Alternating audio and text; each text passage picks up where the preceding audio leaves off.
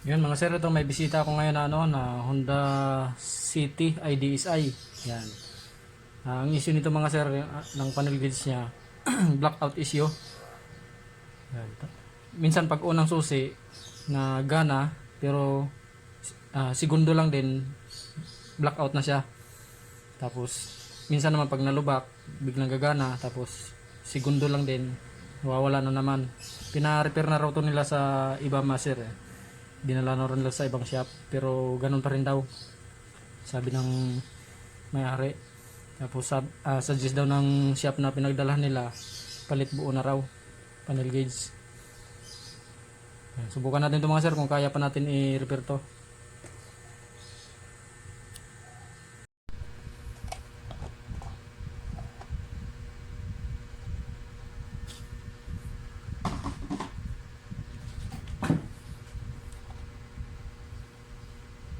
Yung mga sir, may bakas na nga ng daliri oh. Yan. Tinanggal na yung mga needle yan oh. Yan. Nabuksan na nga sa iba. Subukan natin ito mga sir na i-repair kung kaya natin. Kasi ilan na napagalam na sa iba eh.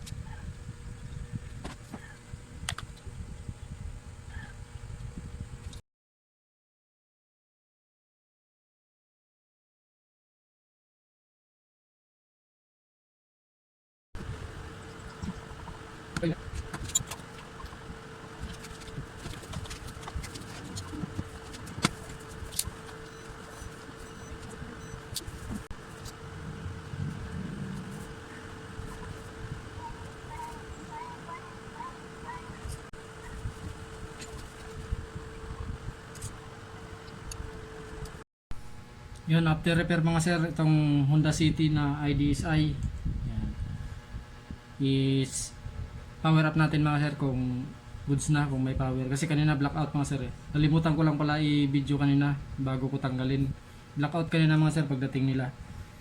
Yan, ito i-power up natin mga sir. Tingnan natin kung magkaka-power na yung yung panel gauge. Yan, Honda City mga sir na IDSi blackout issue. Natin yung ilaw. Testing natin mga sir.